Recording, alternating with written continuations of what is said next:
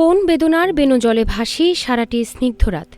রুদ্র মোহাম্মদ শহীদুল্লাহর কোন বেদনার বেনজলে ভেসেছিল সারাটি রাত জানা না গেলেও পাবনার ঈশ্বরদীর ৮ কুকুরছানা হারানো মা টম যে সারা রাত সন্তান হারানোর বেদনার নীরব বেনজলে ভেসেছে বিষয়টি বলে দিচ্ছে তার স্তব্ধ শরীর।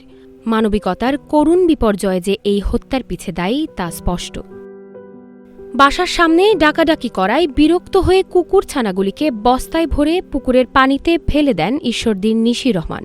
মুহূর্তেই থেমে যায় ৮টি নিষ্পাপ প্রাণের স্পন্দন। নিশি ক্ষুদ্র কৃষক ফাউন্ডেশনের ব্যবস্থাপক হাসানুর রহমান নয়নের স্ত্রী। সোমবার সকালে তিনি নির্মমভাবে ৮টি কুকুরছানাকে হত্যা করেন। সেই ঘটনা মুহূর্তেই ছড়িয়ে পড়ে সামাজিক যোগাযোগ মাধ্যমে। ঈশ্বরদী থানার ভারপ্রাপ্ত কর্মকর্তা আসম আব্দুন নূর মামলার বিষয়টি নিশ্চিত করে জানান, প্রাণী কল্যাণ আইন ২০১৯-এর ৭ ধারায় মামলা দায়ের করা হয়েছে। জীবন অবাক না করলে কে করবে? ২৮% মিল্ক ফ্যাটের অবাক করার সাথে ফ্রেশ মিল্ক পাউডার। জীবন অবাক করুক প্রতিদিন। মামলায় নিশিকে আসামি করা হয়। এরপরই রাতে অভিযান চালিয়ে অভিযুক্ত নিশিকে গ্রেপ্তার করে পুলিশ। বুধবার সকালে এ তথ্য নিশ্চিত করেছেন ঈশ্বরদী সার্কেলের অতিরিক্ত পুলিশ সুপার প্রণব কুমার।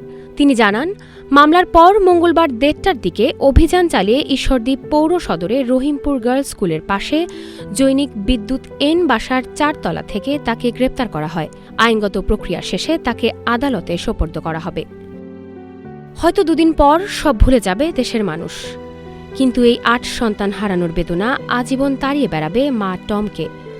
সন্তান হারানোর বেদনা মায়ের চেয়ে হয়তোবা কেউই তীব্রভাবে অনুভব করতে পারে না এই পৃথিবীতে।